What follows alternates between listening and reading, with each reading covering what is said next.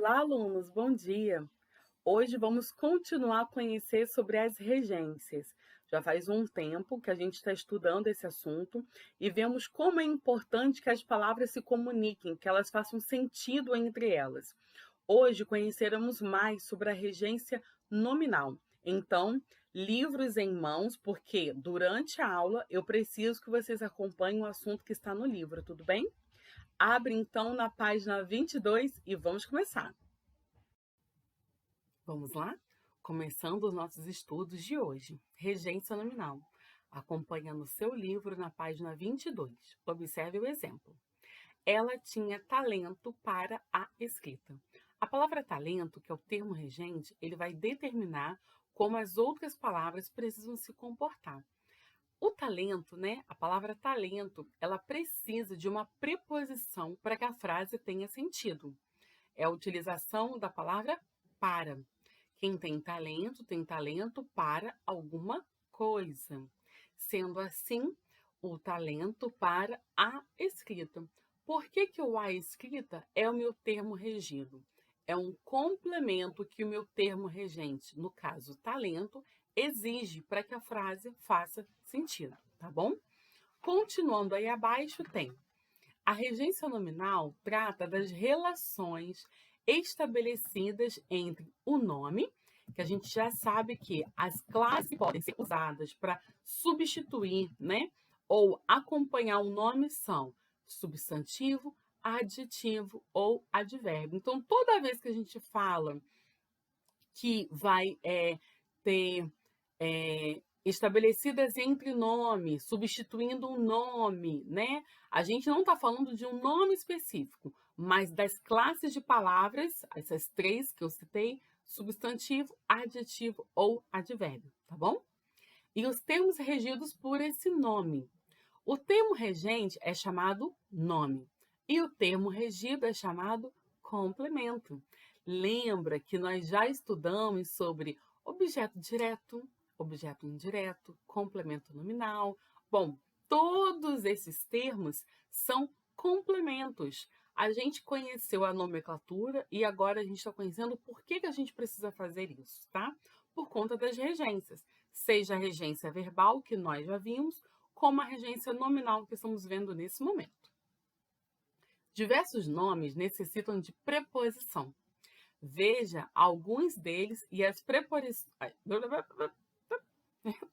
Veja alguns deles embolou a língua e as preposições que geralmente os acompanham. Não vou ler todos esses exemplos com vocês, são vários, já conhecemos alguns. Observem bastante esse quadro e não tem para onde correr, gente.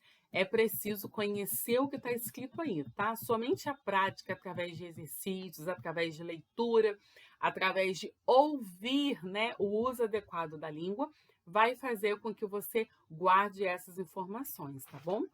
Logo adiante vem alguns exercícios, né, que vocês vão fazer após o vídeo e nós vamos até a página 28, tá? Antes de chegarmos nessa página, na página 24, a gente vai conhecer sobre o complemento nominal.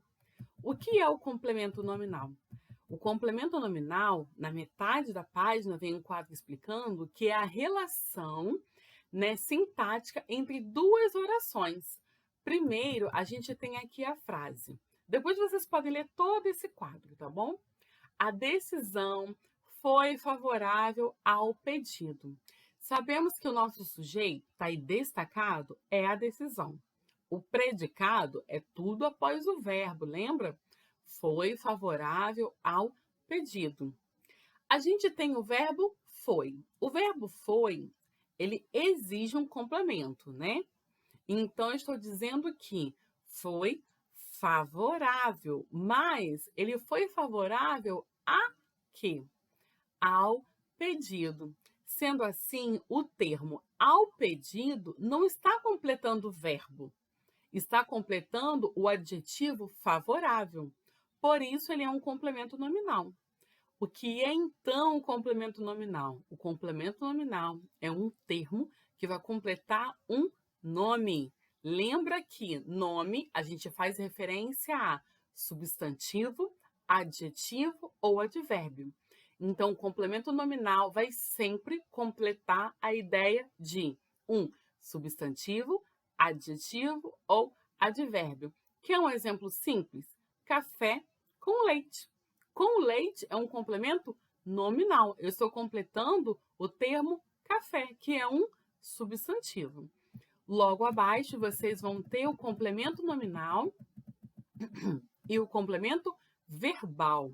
Qual é, então, a diferença? O complemento nominal, ele vai ligar-se, né? Ele vai fazer a comunicação com o nome, que a gente já destacou quais são, por meio de preposições, que é só olhar no quadro nas páginas anteriores, né? E o complemento verbal, ele vai trazer um complemento a um verbo. Os complementos verbais são os objeto direto, objeto indireto ou os dois ao mesmo tempo, né? Logo abaixo a gente tem alguns exemplos, tá? Lembrando que só existe complemento verbal para os verbos que têm transitividade. Já estudamos sobre isso, né? Que são os verbos que precisam de complemento, tá? Aquele verbo que ele é intransitivo, ou seja, que ele não precisa de um complemento, após ele é preciso analisar caso a caso, oração por oração. Porque vocês podem sim até encontrar um complemento verbal, mas na maioria das vezes já é outra nomenclatura de classificação, tá bom? Logo abaixo vocês vão ter alguns exercícios que eu sei que vocês vão tirar de letra, porém, se tiver alguma dificuldade, é só fazer contato comigo pelo Zap. No finalzinho da página 26, a gente vai conhecer mais um complemento nominal. Perdão, mais um exemplo de regência nominal, que é o adjunto adnominal. Olha aí o nome sugerindo novamente a relação com nome, que a gente já aprendeu que é substantivo, adjetivo ou advérbio. O adjunto adnominal é o termo da oração que se relaciona a um nome, qualificando, especificando ou detalhando o sentido dele. Observe, o arqueologista retira uma fina camada de sentimento, né? Então, logo abaixo a gente tem os termos uma e os termos fina, junto com de sentimento, são adjuntos adnominais da palavra camada.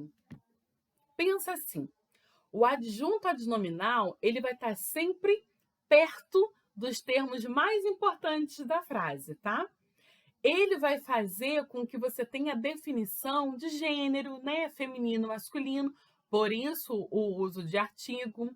Ele vai ter definição de sentido com o uso das preposições, já que nós sabemos que cada preposição tem uma finalidade, tá?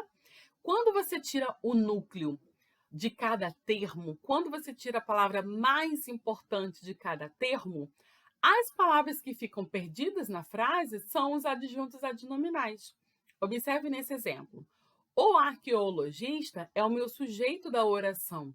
A gente sabe que a palavra mais importante do sujeito, o núcleo do sujeito, vai ser arqueologista. Mas e o O? O O ficou perdido na frase. Ele também tem uma classificação, que é o adjunto adnominal. Logo abaixo, vocês vão ver o exemplo de quais classes de palavras podem ser utilizadas como adjunto adnominal. E elas são artigo, a mais usada, adjetivo, locação, viajei agora, volta aqui, gente, locução adjetiva, numeral ou pronome, tá? São sempre as palavras que estão acompanhando sujeitos, advérbios, ou outros verbos, ou outros adjetivos, tudo bem? Logo abaixo, vocês vão ter exercícios só sobre isso, para poder praticar e colocar todo o ensinamento mais enraizado na memória de vocês, tá? Como saber se eu tenho um adjunto adnominal ou um complemento nominal? Observe aí esses dois exemplos. Na frase 1, a palavra advogado indica quem recebeu a resposta, ou seja, a quem essa se destinava, portanto, tem valor passivo, ela sofre uma ação. Nesse caso, ao advogado é um complemento nominal, né? Ele está completando a palavra a resposta, quem deu a resposta, né? Ao advogado. Perdão, a quem foi dada a resposta, né? Ao advogado. Essa informação, ela não é uma informação tão importante assim a frase, tá? Porque se você pegar a resposta, surpreendeu os presentes. A frase permanece fazendo o mesmo sentido.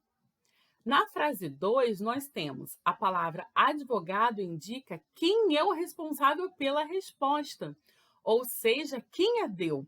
Portanto, tem valor ativo. Nesse caso, do advogado é adjunto ad nominal. Preste atenção. A resposta do advogado surpreendeu os presentes. Quem deu essa resposta foi o advogado.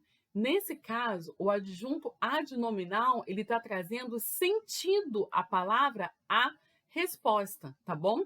Sem esse termo, a frase pode ter outras compreensões. Abaixo, a gente tem um quadro para você saber qual é a diferença clássica, né? De complemento nominal para adjunto adnominal. Mas lembre-se, cada frase precisa de uma análise.